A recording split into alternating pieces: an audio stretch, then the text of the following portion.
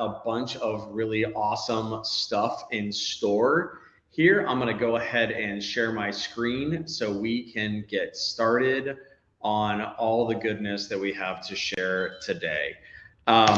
So we've got about an hour of content here for you today, focused around our new sales coach, our AI-driven sales management assistant.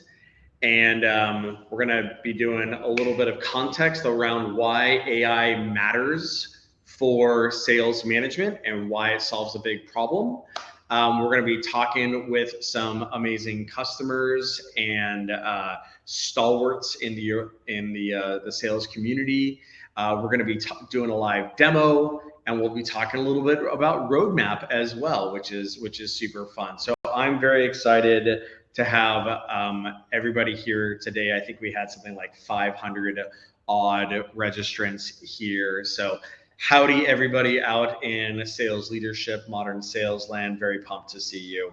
For folks who are in the San Francisco Bay Area, which I am in right now, this is Second and Mission right here. We are having a happy hour this afternoon or this evening at Beer 30 around 5 o'clock or so at Natoma Cabana. I think we're going to go ahead and drop the link there for folks to register. If you want to join us, there will be, of course, AI-driven drinks and sales management assistants there serving the drinks. So topics that we're going to cover today. First and foremost, we're going to talk a little bit about like why AI for sales management matters so much. We're going to do a little bit of a demo on Atrium's sales coach functionality to date that we've kind of been testing and developing over the last couple months. We're going to talk a little bit about, hear a little bit from some customers as to how they're using Sales Coach and the success that they're seeing so far.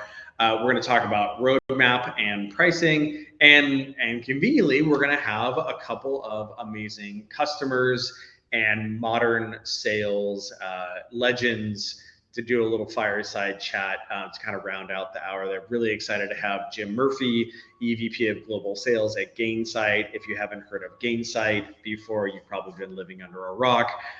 Very impressive revenue technology company, and of course, an equally impressive sales organization delivering their customer success platform to the market.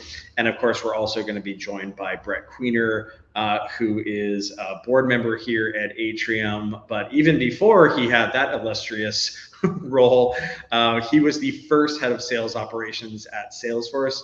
Dare say you might call him the sales operations OG. But he didn't just work on sales operations at Salesforce. He also worked on products at Salesforce too, which is a really exciting thing. So Brett is a fun kind of admixture, man, bear, pig of sales operations, sales excellence, modern sales excellence, and also product thinking and how to apply software and technology to making sales more effective. So that's what's in store for everyone today. Super pumped. But first and foremost, what we're going to talk about is just like set a little bit of context on why sales management needs AI. And I think one of the ways that because we've been working on this problem for about 4 or 5 years now, before kind of the advent of state-of-the-art large language model AI, and really what it kind of comes down to is, in order for organizations and sales managers to effectively manage in a modern way by metric, there's actually this large kind of like hierarchy of data-driven sales management needs. First, you got to know what metrics to track, what questions to answer. Then you got to collect the relevant data. Then you got to build a bunch of reporting and set goals on that. And so the thing is that this is kind of hard enough. And if you have a nice sales operations function or analytics function or whatever, they might do this for you. The problem is that even when you get to just here, your job has just begun. Unfortunately, it's like, congratulations. Now you got to actually start doing the job. And what that means is someone's actually got to monitor it, right? They have to visually monitor those metrics and those visualizations. And then not only in order to determine where there are issues, but then even if you do that, now, even if you see a problem, you have to diagnose and then figure out what you want to do about that. And so I'm going to kind of give you an example of, and so like this whole thing right here, it's not easy. I'm going to give you a little bit of like an example as to like why that thing, what we call visual math, is hard for most normal human beings. And so this right here, this is just one screen. This is just one tile of a dashboard. This was taken a couple of years ago of how many opportunities a series of account executives have in their pipeline at the point at which that was taken. And so if you look at this, and I said to you, okay, cool, what can you see in here? What insights can you see? Well, it's actually not super obvious. You might say, well, you know, some people have more, some people have less. You might notice that they're split by stages here. And so then what you might try to do is determine which of these, you know, what signal there might be based on the relative amount of stages, you know, the ops that are in different stages and what have you. Anyway, I'm not going to bore you with that, but like, I think what you can kind of feel in your mind there, you're like, man, this is like a little hard. This is kind of exhausting. Just to kind of like give you the answers. What you can kind of see really quickly is like, okay, cool. Like Lizzie and Monica are light on ops. Okay, that wasn't super tough. Brian and Carson and Peter and Sean, they're pretty well loaded. These are pretty obvious. Okay, well, but it actually looks like Peter here has a little bit of a log jam at the proposal stage. Down here, you can kind of see he's got a lot there. Okay, that's kind of less obvious. Looks like Sean has a log jam in security reviews and also meeting pending, so maybe he actually has a meeting attendance problem. And then that's a little harder. And then if we look at our friend Lizzie here, what we might notice is that she actually doesn't have anything down pipe. So that probably tells us that she has a leaky up funnel pipe. Cool. So like that was the answers, a little like pop quiz, a little data-driven sales management pop quiz for you. Okay, so that was like hard enough, right? Cool. Now let's multiply that by like 24 tiles, right? Pretty quickly what you can see is like, okay, I get it. This is why this is really hard for non-analysts, for, as we like to say, normal human beings, non-analyst, non-operations people, et cetera, et cetera. And this is actually this kind of fun comic that somehow we found a few years ago of like, oh, you know, our dashboard has all the KPIs we can track now. Oh, okay, cool. What's that KPI trending to zero? Well, it measures actually how much we pay attention and how much we understand them all. I think that like a lot of people could probably like identify with this, right? Where, you know, dashboard diving, the more you put on there, the harder it is to understand what's going on, right? And it's kind of like this vicious cycle. And so Atrium 1, what we call Atrium 1.0, that we started working on about 4 years ago, it tried to tackle this problem. And so the way that it tackled this problem was through like statistical analysis, right? So on the left side, you can kind of see the old school approach of like, hey, what's going on with the total number of calls that these reps have made this month? And so the way that Atrium 1.0 attacked this was by saying, let's do this statistically. Let's do the math for people and say, hey, this rep right here, Cedric the Sorcerer, I had 161 calls so far this month. Actually, he's 60% behind pace to hit their calls goal this month.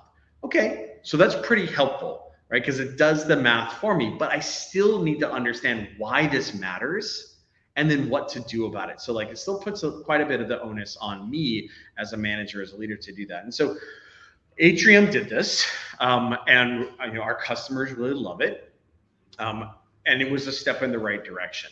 So whether that's individuals as compared to their peers, if it's, you know, individuals as compared to themselves over time, tracking progress towards goals, et cetera. But the thing that we heard from our customers was that, you know, comprehension was still not as easy as it could be.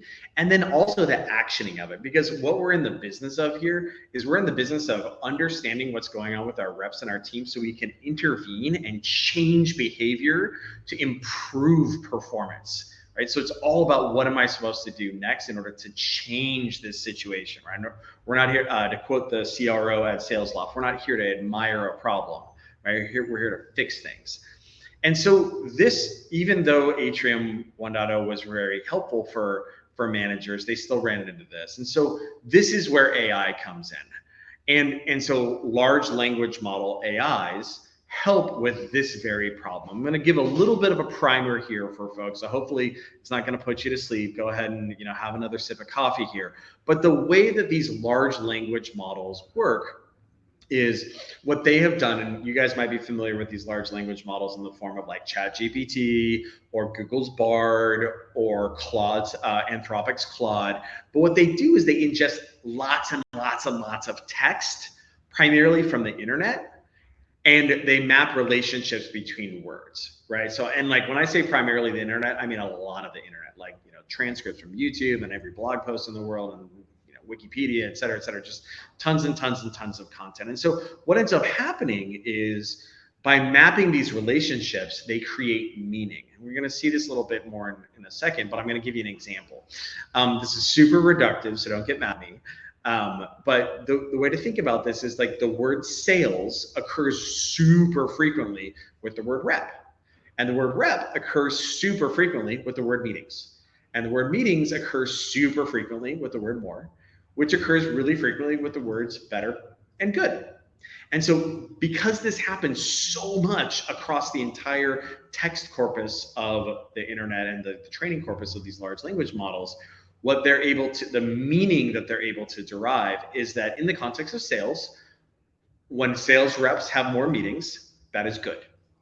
Right? Again, sounds kind of simplistic, I know, but this is actually really transformative. And that's how these large language models create meaning, is through these relationships. And so as a result, these large language models, they know sales pretty okay, right? And so as a result, they can provide synthesis and recommended actions.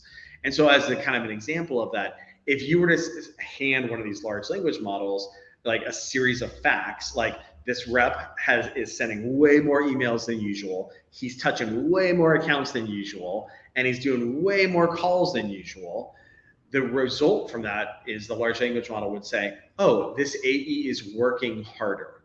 You should give him a high five, right? So, but if you'll note here is that this is a synthesis, and then this is a recommendation that is a cognitive leap from these sets of facts right here. Okay, so that's okay. That's all the teaching. That's all the AI teaching that's going to be happening today. So hopefully, you learn something there.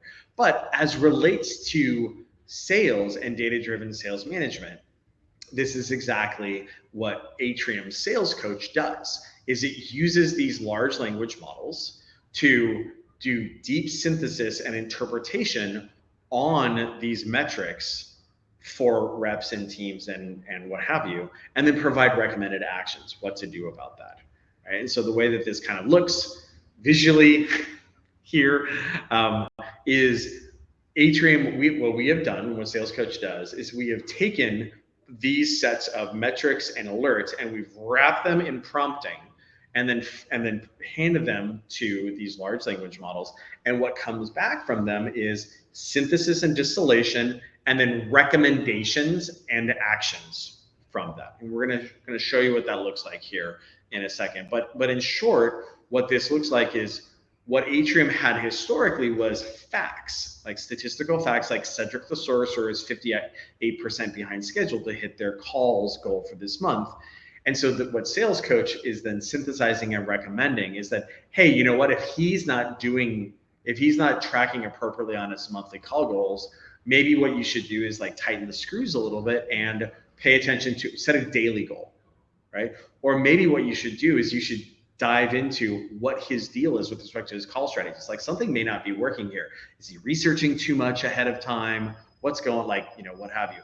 Also, maybe we should pay attention to his time management. If his calendar is completely filled with other stuff that isn't calling or isn't customer facing per se, well, that could be the explanation right there. But the point is that Sales Coach provides a set of recommendations as a jumping off point, so managers can then act rather than them having to synthesize and derive what to do. They can take this and they can say, hey, this is a list of things that I should consider to do, and I'm going to go ahead, I'm going to jump into that. Cool. So that's all the slideware for now. We're going to get into a little bit of a demo here. It should be fun. So let me go ahead and grab this. So for folks who haven't seen this before, this is an Atrium account. I'm logged in an Atrium account right now. It's in demo mode. This is live data, but it's anonymized in the form of Disney character names. And so this is an Atrium homepage for a manager. I'm going to give you a quick demo to kind of situate people, and then we're going to hop into the sales coach. And so the Atrium homepage is kind of set up. We like to say it's set up like a newspaper. We got headlines at the top right here. This is a sales manager. We got which reps need help, which reps maybe need kudos. We've got a set of goals that have been set here and progress towards those. And then at the bottom here, we have the metrics library, what we like to call the Legos. I have a 6-year-old at home, so Legos everywhere. The Legos on which all of Atrium is built. And so what these Legos look like these are pre-baked out of the box, take 2 minutes to set up. They're ready to go as soon as someone turns on an Atrium account. But what these are is 100 plus metrics that are the metrics that matter for a sales organization. So whether that's customer facing meeting volume right here, if we wanted to trend this out by month, it's super easy for us to do that. But the point is that these are all the building blocks that were the bottom of that pyramid that you would use in order to do data-driven sales management, right? So this is the totality of what we like to refer to as Atrium 1.0. And all those make Atrium really powerful, but they still require some interpretation and coming up with the next action. And so what we're going to do here is I'm going to show you what sales coach looks like with an individual rep first. So we're going to go to this rep's profile, Skippy Bunny. Don't know which Disney movie that's from, but I'm sure I'll watch it soon. Who is an inside sales AE in the corporate segment. And so what you can see here is that sales coach is all about helping managers and leaders be more effective at improving rep performance through better management. And so what that means is distilling what's going on and then simplifying the next action. And so what we're going to do here is what we can see is this organization has set a couple of goals for their inside sales reps, customer facing emails, how many ops they touched. And today is Tuesday. And so Atrium is reporting out on the goals from last week, right? So last week. So in this case, Skippy Bunny didn't hit his email goal, right, of 150 customer facing emails. He only hit 71. And so what I'm going to do here is I'm going to go ahead, I'm going to launch Sales Coach here to get a recommendation of what I might think about this and what I should do next. And so what this is doing is Atrium is taking that fact and is sending that information through a state-of-the-art large language model. And what's coming back is real-time bespoke recommendations on how to address this situation, right? So as an example here, we can say, hey, we need to increase our email volume, kind of similarly to what we saw before. Maybe what we need to do is set a daily goal there. Maybe we actually need to set actual time blocks on the calendar for email volume. There's maybe an issue where this rep isn't using the templates that have been provided to them, so on and so forth. So the upshot here is that what the sales coach is doing is providing me a set of things that I should potentially consider as a manager to tackle. Okay, pretty cool, right? Maybe not exactly groundbreaking there, but what we're going to do, but it's a good start. So now let's go ahead and look at something maybe a little bit more advanced. So Atrium's strategy insights functionality that looks at combinations of metrics moving together in a way that indicates a root cause is another example of this. So in this case, what Atrium is saying is that this rep right here has a similar amount of bookings in the trailing 90 days as compared to his peers. Now, that seems like it's being driven by the fact that he's got way fewer opportunities than his peers, about 40% fewer. Now, the only way he's able to make up for that and have a similar amount of bookings versus lower is because his sales cycle is a lot lower than everybody else's, or somewhat lower. It looks like his ASP is the same as everybody else, and it looks like his win rate is the same as everybody else's. Okay, so that's a set of facts that's being provided to me.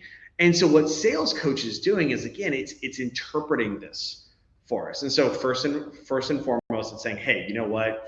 this seems like an opportunity for us to tackle our new business opportunities deficit here. Seems like we should probably think about maybe prospecting, or maybe there's an opportunity for us to do stuff with marketing here to more preferentially round robin Skippy Bunny. It seems that it looks like maybe there's an opportunity for us to leverage this sales cycle time such that we can feed him the ball more, et cetera. And so the idea here is what Sales Coach is doing is it's taking these sets of facts and again providing deeper synthesis and then recommendations on them. Okay, so that's pretty awesome, right? That's like getting more advanced. We've got a set of 5 metrics, 5 facts, and Sales Coach is helping me synthesize those and interpret those. Okay, but what about like what's going on holistically across an entire rep? Because like that's something that as a manager is really important and something where Atrium has historically shined. And so if I jump down here to the bottom of this rep's profile page, there's actually a set of things happening here, a set of metrics that are being called out to me as to what I should pay attention to for Skippy Bunny, right? It looks like his sales cycle is a little bit lower. He's way ahead of schedule with respect to customer-facing meetings. His pipeline by close date in the next 90 days is a little bit light. There's a lot of things going on here. Now, each of these is important, right? And conveniently, I didn't have to look at a dashboard in order to determine that his pipeline was light by close date. That was done statistically for me, but there's still a lot of things going on here. And so what Sales Coach does is it allows me to answer the question of what's going on with this rep, what are the biggest areas for improvement, and what should I do about that? And so what you can see here is what Atrium is doing is it's taking these set of facts, and again, it's feeding it over to those large language models in order to synthesize this. So in this case, what we can do is Sales Coach is calling out the fact that Skippy Bunny is light with respect to his account engagements and providing some recommendations there. So that's the number one thing. Secondarily, it looks like there's fewer opportunities and less pipeline. So what's happening here is this is a synthesized insight that's looking at a theme across this entire rep. So not only does he have fewer opportunities owned here, so we can see that right here, he also has a less pipeline value, not just by close date, not just total, right, across the trailing 90 days, but also scheduled to close in the next 90 days. And then here are some things to potentially pay attention to there. And so what this is doing is rather than me as a manager having to pour across all of the like live alerts, if you will, as to what's going on with this rep, and to create a narrative for myself to understand what's going on and then what to do about it, Sales Coach did that in a snap of the fingers, and is providing that to me for next action there. So really, there's no excuse for a manager to not tackle the biggest problems on their team because it's laid out straight for them. Okay, so that's the rep. But to kind of round things out here, it'd be one thing if as a manager, I was solely responsible for just a rep. Unfortunately, I'm not. I'm responsible for 6 reps or 8 reps or 10 reps.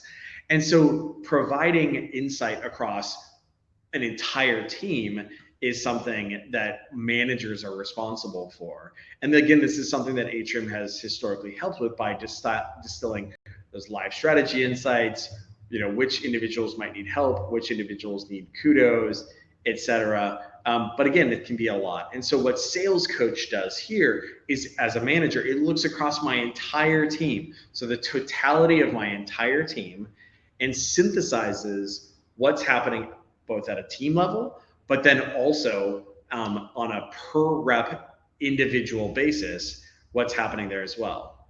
And so what this is doing is it's looking across all the team level alerts here, and also the thing that I was kind of showing you earlier on a per rep basis, right? So here's rep Pfeiffer Pig, here's the next rep, Marcelite Garner, and it's looking across all of this and synthesizing what's happening and telling me, hey, what are the top items that I should care about? So one of the things that it's calling out here is that the team seems to have a broad problem with respect to stuck opportunities, and it looks like it's team wide, but then also hitting a couple of reps like Pfeiffer Pig on the Bruno team.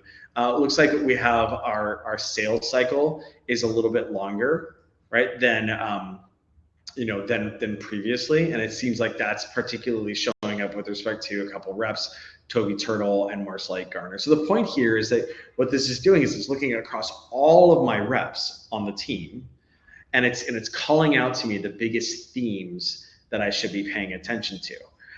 Then it's providing me a set of things, of suggested actions that I could think to do. Whether that's tackling the stuck ops situation, tackling the sales cycle topic, and what have you. Then what we do is we get into a set of, we get down to the actual reps themselves. So as an example, the number one rep that sales coach is calling out to me here is ScatCat. Despite hitting their monthly meetings on calendar goal, ScatCat has touched fewer accounts, has less pipeline value, and has fewer new opportunities than their peers. And if I wanted to go ahead and jump down to that, I can see that that's exactly the case here. We're like lower activity kind of across the board here, lighter accounts touch and activity points. They're good meeting volume here, but also has an issue around opportunity ownership and pipeline ownership. So definitely I can see why sales coach is saying that this is somebody that I might want to pay attention to. And then I can do the same thing with Trigger the Vulture and Marcelite Garner here, etc. Similarly, sales coach helps me say which reps I should probably be thinking about giving a high five to, right? And so I'm going to go ahead and pop over here to our friend Princess Elawani here. And what sales coach is noting to me is that despite having fewer opportunities and less pipeline value, it looks like she's scheduled to meet her hit her meetings on calendar goal, and she has no stuck opportunities. Okay, great. It's also calling out pervasive patterns across the team, both negative and also positive. And then it also provides me a little bit of a Cliff's Notes here on a per rep basis, like what I should think about paying attention to on a per rep basis, and also potentially how I want to coach to that. So as an example, if I wanted to go to our friend Pfeiffer Pig here, Pfeiffer has a higher win rate, but also more stuck opportunities. Coaching should focus on strategies to push deal to closure, identify deal blockers early and address them proactively. And moreover, if I wanted to, I could go ahead and run a quick deep dive on this individual rep themselves here. And what sales coach is doing here is it's calling out, it's doing an analysis, a deep dive on this rep. And of course, what it's calling out here, number one, is it's noting that Pfeiffer Pig is doing a good job with respect to closing things, but it looks like we've got a pipe hygiene issue here with respect to stuck opportunities and untouched ops. Cool. So that's a little bit on sales coach there from a manager perspective. But one of the things I wanted to show folks here is sales coach actually talks to the reps directly as well. So I want to show you this before we kind of pop over to kind of what our customers are saying about this. But one of the things that we've heard from our customers a lot, from sales managers and sales leaders, is how do I make reps responsible for being partners in their performance, being aware of their metrics, but also being, being co-partners and co-conspirators in improving performance. And so what I'm doing here is, we were looking at Pfeiffer Pig earlier from the standpoint of a manager. Now what I'm doing is I'm logged in as Pfeiffer Pig in a different browser window here. And what we can see here is sales coach has all this information, or excuse me, Atrium has all this information present here that like with managers, provides great insight, but I have to do the work to understand what's going on here. And so as an example, we can see this Pfeiffer Pig here has a little bit of a declining average selling price as compared to themselves historically. Okay, what's something that I might want to do about that? And so what's happening right now is sales coach is speaking directly to the rep, right? So it's saying, hey, you know what? You've got a 17% lower ASP in the trailing 90 days than usual. maybe these are some things to potentially consider here for us to tackle. So could you consider looking at a different set of prospects that might increase RSP? Are you fishing in a pool that has too small too small of opportunities? Is there something where we can get feedback from our manager? And this is actually something that's really important, because reps oftentimes will struggle silently without actually tackling what's going on there. So this is, again, a single metric right here. But similarly, what we can do is we can go ahead and look across the entire rep's profile. And again, what Sales Coach will do is supportively, pleasantly provide coaching opportunities here. So in this case, as we saw previously when we were logged in as the manager, this rep has a pipeline hygiene problem here. A lot of opportunities, a lot of stuck ops, deteriorating untouched opportunities. And so what Sales Coach is doing is saying, hey, buddy, it looks like you've got a high number of stuck opportunities and untouched ops as compared to your peers. Maybe what we should do is we should think about attacking this, because these could significantly affect their future performance. And so the idea here is that this is pointers in the right direction for this individual rep who might not be with their manager, on a day-to-day basis. And instead, what this is doing is providing them guidance. And so, this is great. This is a great recommendation here, that this rep should probably calendar some time to do some pipeline hygiene cleanup. Similarly, there's an opportunity to raise activity levels here, right? And so the idea here is that this helps these reps self-manage, be partners in their performance, and moreover, remind them to come to their managers and hold their managers accountable for managing them and helping improve their performance. So that's a little bit of a demo there on Sales Coach. So hopefully you got your fill of large language model driven AI for sales management there. Let's go ahead and talk a little bit about what our customers are saying so far. And so in short, they really love it. Kind of our four major personas that we work with are sales leadership, so like second level leaders, who particularly like this because this helps their frontline managers. One, it provides them the guidance, and because frontline managers can oftentimes be more junior, they might be mid-career, etc. What this allows these sales leaders to do is have confidence that these managers are managing by metric and are acting on insights that are being provided to them and actually doing that management.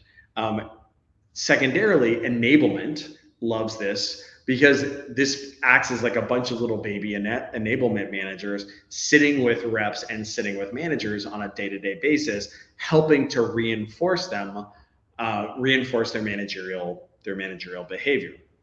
One of the things that we've heard quite a bit is how Sales Coach is helping to train managers by providing almost like a little bit of like a flashcard situation where you have a situation with a rep, and here's the set of facts that are present for them, and then here's the set of recommendations. And so what the manager is doing is some of those they might have already known, and some of them they might not have known, and say, oh, you know what, that's a really great idea. So that sort of manager enablement is something that oftentimes enablement staff don't really have the time to execute on because they're spending their time with reps. And so having that enablement helper, that AI sales management helper, with the managers really helps achieve that enablement role as well. And then lastly, our friends in ops really enjoy this because historically they are the folks that are responsible for provisioning metrics and data to management and to leadership,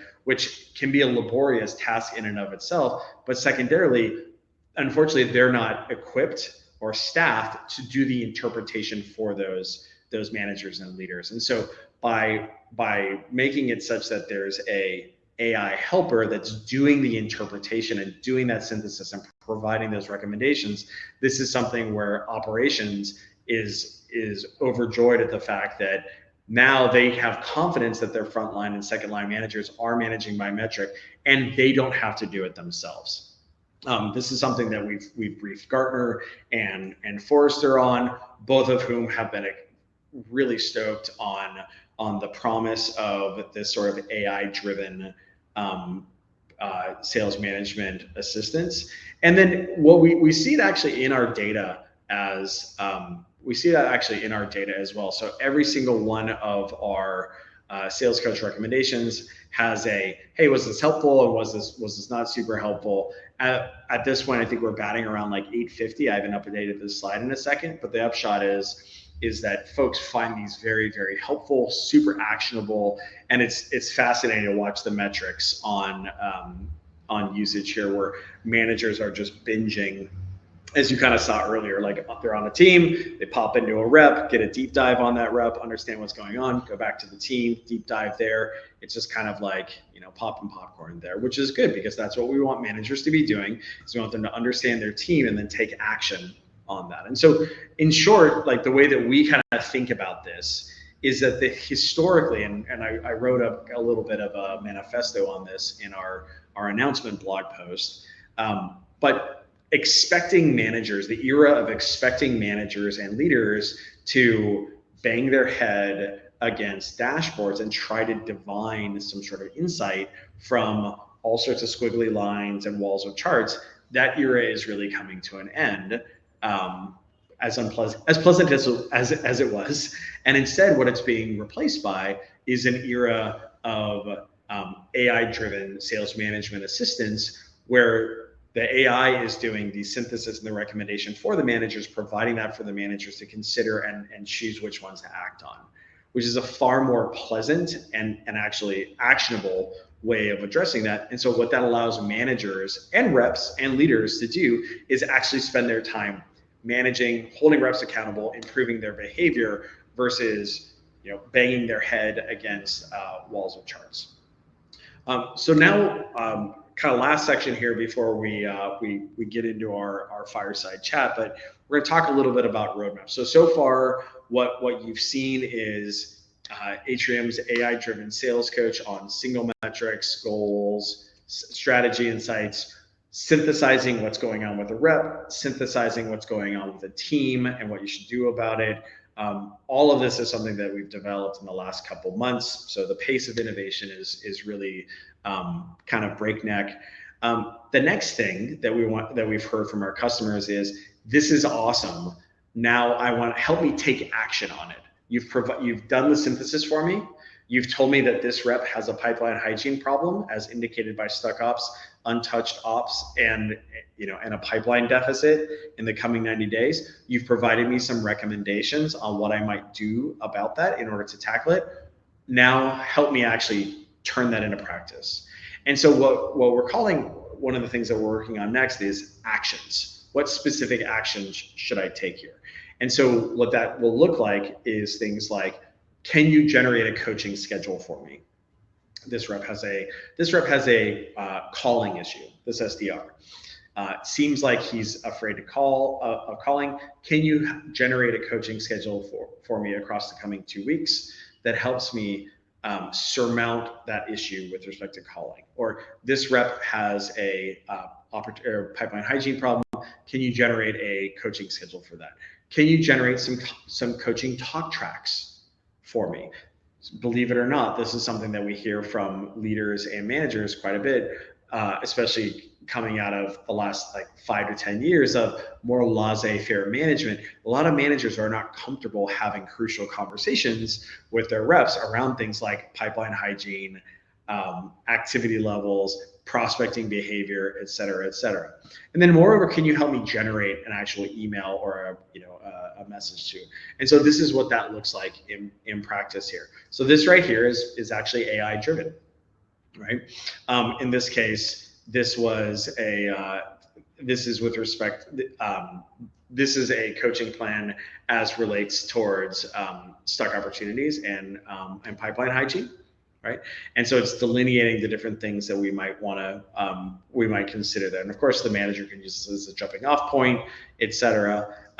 This is what this what talk tracks might look like, hey, Roger, we've noticed that you have more untouched opportunities as compared to your peers. Let's go ahead and review your pipeline together, and let's prioritize the high potential accounts. And like, maybe let's talk a little bit about time management techniques to help focus your efforts better. Again, generated via AI here, right? So again, what we're trying to do is we're trying to make it such that our managers are never gated on their ability to act, right? We want to make it such that it's acting and changing behavior is like a series of clicks as opposed to an act of Congress. And then the same thing with respect to generating a email as well. In summary, before we kind of move into pricing and then also our chat with our customers here today, one of the reasons why Atrium has been able to develop this sales coach functionality so rapidly and ship so many things in such a short amount of time is because over the last 4 or 5 years, as we've been building what we like to call Atrium 1.0, there's been a ton of guts and plumbing that's been built there. So that holistic library of metrics, automatic data ingestion from the CRM, email calendar system, et cetera, all that reporting, and then of course all the statistical anomaly detection there, all of that has to be built in order for you to leverage this AI, the large language model AI, recommendations and insights there. Cool. So last piece here, pricing. So Sales Coach with what we're calling Atrium AI with Sales Coach is priced on a per manager seat basis, right? And what a manager is, it's a manager, it's a leader, it's a sales operations person, a sales enablement person. The rep access is complimentary. And so what that starts at is $658 per manager per month with a 2-seat minimum there. And it scales up from there. Atrium, what we're now calling Atrium Lite, is still available without the AI and Sales Coach at the prior pricing. And so I think in summary, the big thing that we want folks to kind of take away here is that rather than expecting managers and leaders to bang their heads against these walls of charts, instead, what we want to do is we want to use AI and large language models, state-of-the-art large language models, in order to make it such that managers can have a seamless experience in an interface that they understand, words, narrative, to provide synthesis and recommended actions to those managers so they can act on those, change rep behavior for the better, and improve performance across the board. And so, I would welcome everyone here to go ahead and give it a shot. You can actually sign up for your own account. There's a hyperlink. I think we'll drop it into the chat here. But you can just turn on an Atrium account and get started to kind of try it out. I would highly recommend that. And then, like I noted, if you're in the San Francisco Bay Area, we'd love to see you at our happy hour in downtown San Francisco tonight at Natoma Cabana. So that's that. And I think what we're going to do is change gears. Oh, look at this. Wonderful. I flip back to my tab here and I have 2 fine gentlemen waiting for me. Hey guys, how's it going? Wow, Jim, that shirt is amazing. Brett, I'm sorry, but I think Jim wins today. He wins the shirt contest. Gentlemen, thank you so much for joining us. I gave a little bit of a preview earlier with respect to who was joining us, but I thought maybe you guys could introduce yourself. Well, Jim, we can kind of start with you. Maybe you can share with folks what you spend your time on at Gainsight. For people who've been living under a rock, tell them what Gainsight does, and then tell them a little bit about like what you did before Gainsight. No, absolutely. So no, honored to be here and looking forward to this conversation for sure. It's definitely highly relevant in today's times. So Gainsight. So customer success platforms. So everything from educating your customers to managing your community to driving adoption digitally to high touch type touch models. How do we engage with your customer post sale to drive the outcomes for them in an efficient manner. So obviously the results are, maintaining your GRR and accelerating growth, which is huge these days as well. I hear that's important. Exactly, especially as we're pivoting from a kind of a growth mindset to an EBITDA type mindset. So yeah, I've been Gainsight coming up on 9 years. I started out on awesome. as an individual contributor on our first enterprise team and our new vertical team, and then I was encouraged to become a first line manager after some changes that were happening here, and that's probably the last 4 or 5 years. And then I became a second line manager about 1.5 years ago, and now I'm managing all of new sales for Gainsight. Prior to that, I was always an individual contributor. So one of the things about Atrium is like, man, this is a great tool. I wish my managers had to coach me. But I was on, date myself here, but I was on WebEx's first enterprise sales team back in around 2000, right after IPO. That's when it took the CEO of Anheuser-Busch to doing an online meeting. So I've been in the SaaS world for about 20 years or so. And had various stage growth startups to M&A and things of that nature. But that's me. I'm based in St. Louis, a couple college age kids, and my wife's a 4th grade teacher if anybody is interested. But nice. I'm so stoked. And for folks who haven't had the opportunity, if you ever interact with a Gainsight someone from the Gainsight sales organization, who's somewhere else, they're absolutely fantastic people, very high quality sales organization, very high quality people.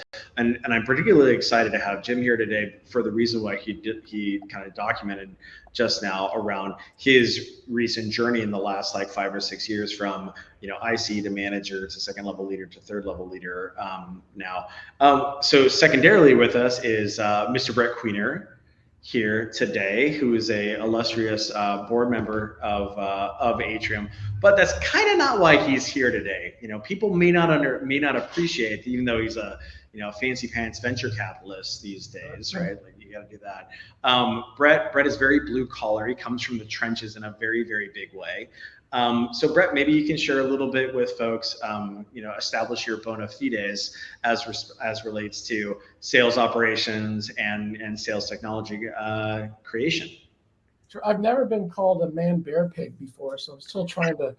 It's a better version of unicorn. What the hell that means? I'm Brett, partner at Bonfire. We invest in seed stage startups in B2B software. Really more. For me, I'm fortunate to be in that role because I'm able to sort of give back. I spent 24 years in enterprise software, was part of the team at a company called Siebel Systems, which I'm not sure anybody's old enough on this phone to realize that was the first CRM. It was fundamentally unusable. And then I joined Salesforce in 2003 when we had about 7-8 reps.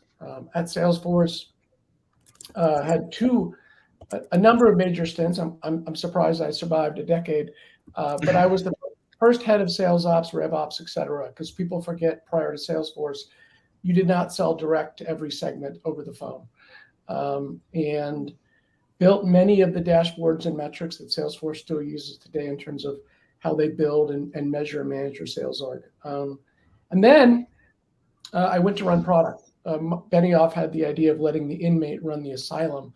And so I ran product for 4 to 5 years, and that's when Salesforce moved from a SFA product to the App Exchange and multi-billion-dollar clouds and et cetera. But now I'm a venture capitalist and, really excited about investing in the next generation of amazing software. Nice. Well, I thought, Jim, we might start with you kind of talking about your kind of personal journey as a data-driven manager from rep to manager to leader, because I think you're kind of you are the journey that the entire sales world is going on, compressed.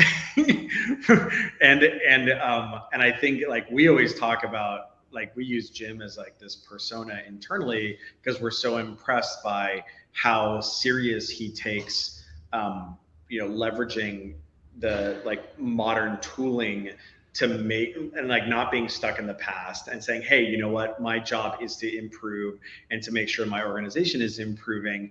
And yeah, like I just thought that maybe you can kind of share with folks a little bit about your journey of how you, like, you know, kind of your eyes were opened as relates to the importance of managing by metric and what have you, and how that's kind of changed how you manage and lead over the last few years. No, absolutely. So, you know, as a seller, so as a obviously individual contributor for, you know, most of my career, I did all the right things. I knew I had to prospect. I knew I had to stay in touch with folks. You know, if I had an open deal, every couple of days I'm sending them something, or I'm trying to get multi-threaded, all those types of things. And I just did it because I knew that's kind of, well, I'm the oldest child and I just follow the rules, right? So, you know, I constantly did that, and it got results. And I wouldn't say I was very metric driven, other than I knew I had to get so many meetings per week, and I knew that I had to do this much effort probably. And then as I got, before I became an first line manager, one of my mentors, CRO at Muckrack, Brian Hamlin, you know Brian, he asked me with like, hey, I got to get everybody on board to drive pipeline like you. Can you start, you know, come and present? And one of the tasks was, okay, I got to like back this up with data. So we kind of created our own calculator, conversion rates, and leads coming in and things of that nature. And that was about 2 years before I became a first line manager. And that kind of got me onto the journey. And then when I became a first line manager, one, I knew you can't push your style onto folks. And that's always kind of a fallback, I think, for all first line managers, or they just jump in and manage every single deal. Yeah. And I was like, hey, and I've had the luxury of being peers with a lot of the folks that I was managing at first, and they had seen I had some success. And part of that's when I started incorporating some of the metrics. But then the other thing is like, everyone wants to know why, right? Why are you asking me to do this? And other than saying, because I told you so, or because I'm the boss. Like my son always says, I know you're older than me, Dad. It doesn't mean that's a reason to do this, right? And so it's like, hey, let's start using data. And so again, going through Salesforce, Tableau, and things of that nature, started using the data to help, you know, drive top of funnel, and then also understanding what do we got to get to late stage with so many days left. And then I came across, actually, Peter Bureau cold called me, I think, or probably a little more than a year ago, and introduced me to Atrium. And that kind of is where we started going. That's definitely going next level. So, you know, using the metrics to, we can all look at these metrics, but what Atrium was allowed us to do is actually to figure out how to take action on it. And so now, you know, that's kind of where I'm at now, is on the second line, as a second line, third line manager, is just helping our first line managers get to this point. And luckily the folks on my team have taken Atrium by storm, and we're starting to track, you know, what's going on in the early stage. Are we multi-threaded? Are we driving the business outcomes? You know, how are we tracking on MedPick and these types of things, meetings and number of contacts in an account? Really just taking it to another level.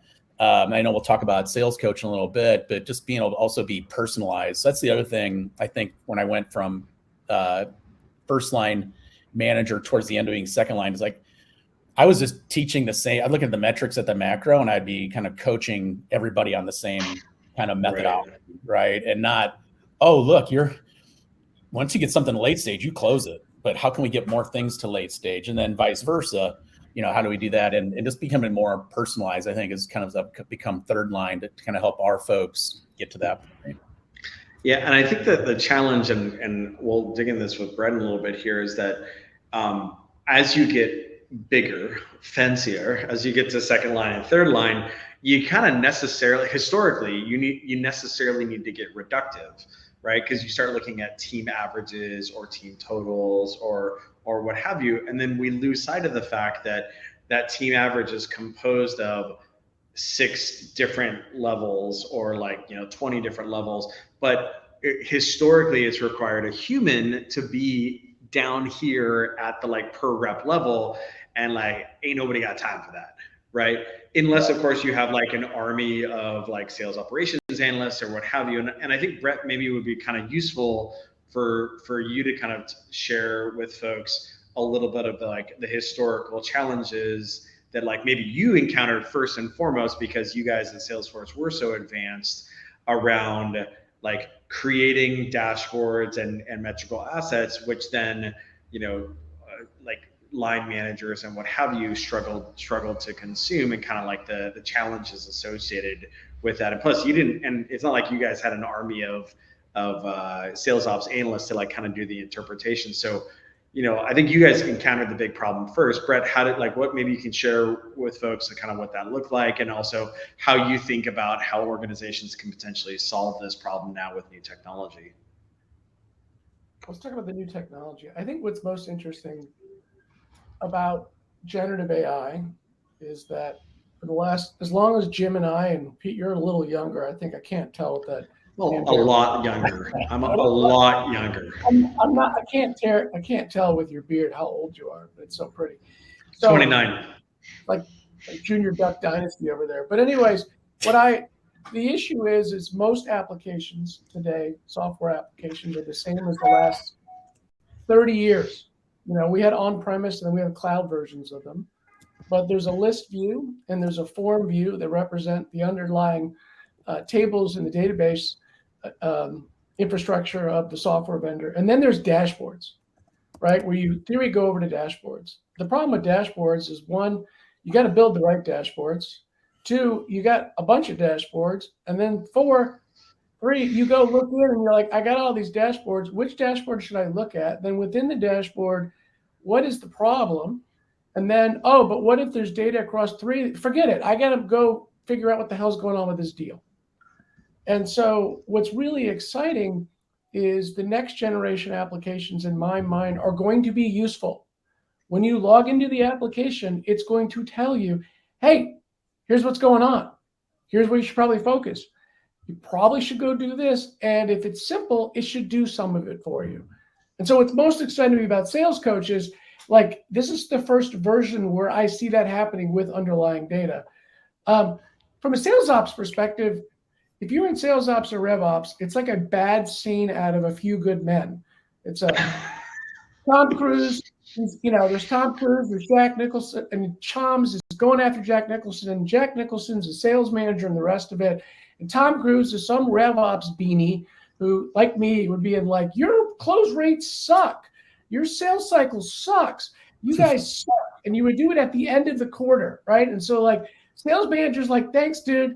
I've been trying all quarter just to make it, another quarter at this company. And you come up here, you've never carried a bag, and you're telling me what's going on. Like, that is the reality. And then if you're in RevOps, you might actually know that the manager sucks, but then you've got to have this good relationship. And then you go up and you do this dance. Now, it was me in terms of RevOps who didn't give a shit, right? So I would just say, you suck. And they'd be like, oh, here comes Queener.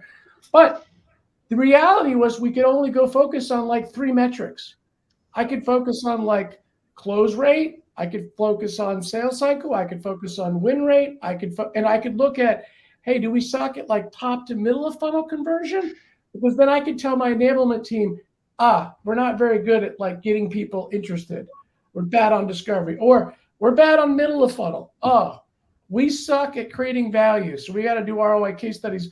Or we suck against down market at the bottom of funnel, which was, we're bad against the competition, or we're not good at creating urgency.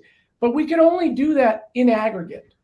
So now as a manager, I got to go manage an individual rep, spend all my day trying to figure out how to go close deals. And what you do if you were Jim, or where did you start? I was a rep.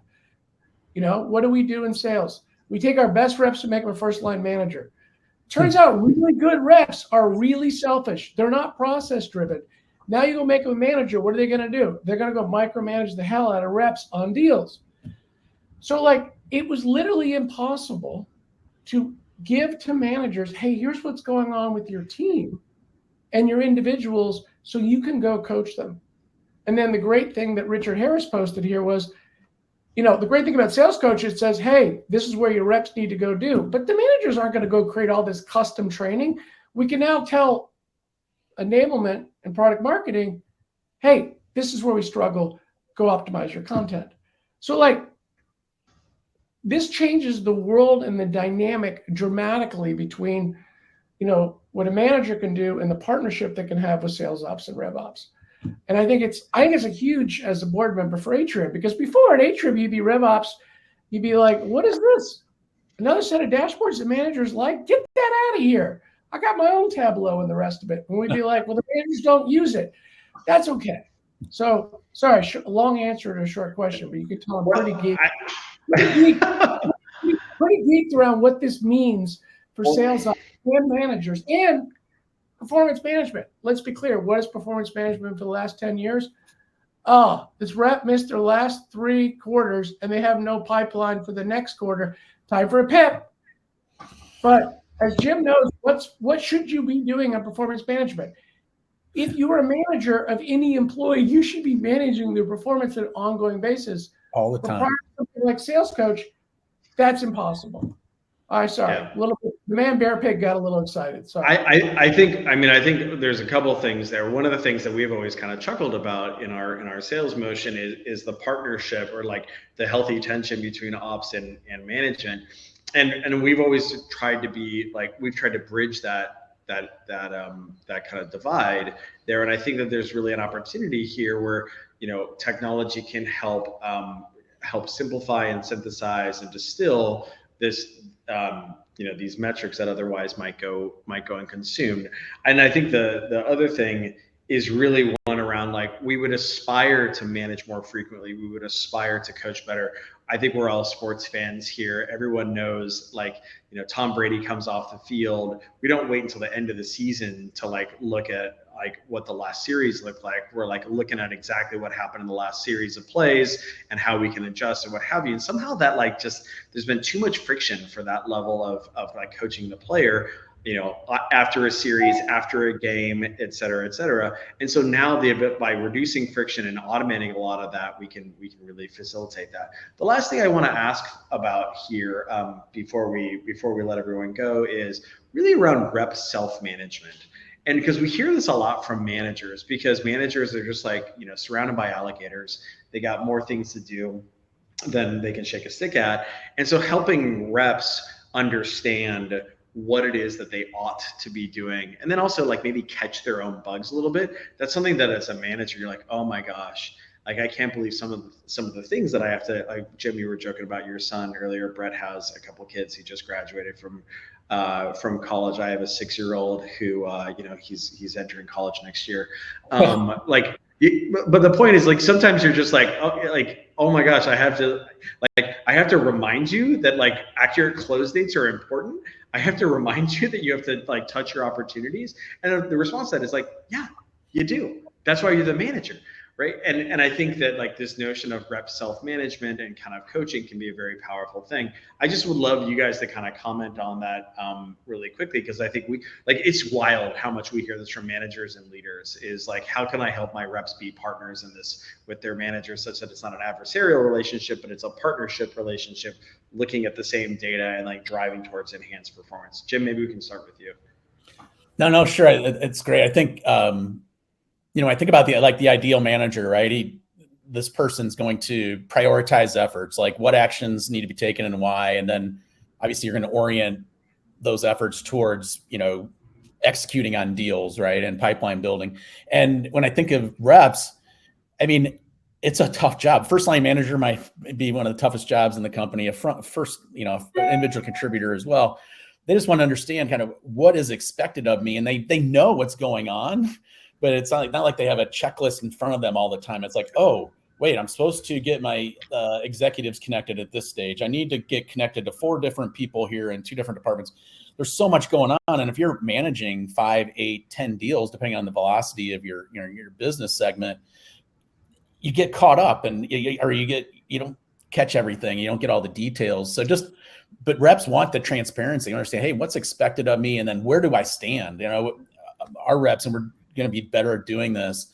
They want to see dashboards, not just on, hey, who's closed what, but who's doing all these other things as far as conversion rates and things like that. And I think having that transparency and then setting that expectation, reps will start coaching themselves. because they want to be up on that board. And what we've done is, we haven't rolled it out yet, is creating a scorecard that takes in all the different aspects, as far as, what, we expect of reps to be successful in creating these, what we call AIR dashboards. It's activities, indicators, and results. And we're building this into Atrium and going to be able to show this to all the reps, and just having that transparency, and folks just want to understand what's the expectation and what can I be doing to get better.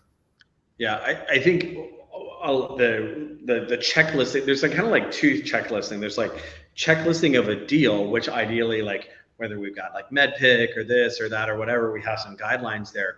But one of the things, and I think this is like with the rise of like Strava and Whoop and Peloton and like all the sorts of stuff that you see on, advanced athletics, the players want to know more about not like the play, like how did I mess up this deal? What can I do to like fix this deal or what have you? But like, what are like my pathologies? Like we have a bunch of golf nuts here on our team, Sean and Peter primarily. Like, do I have a fairways and regulation problem, or do I have a greens and regulation problem?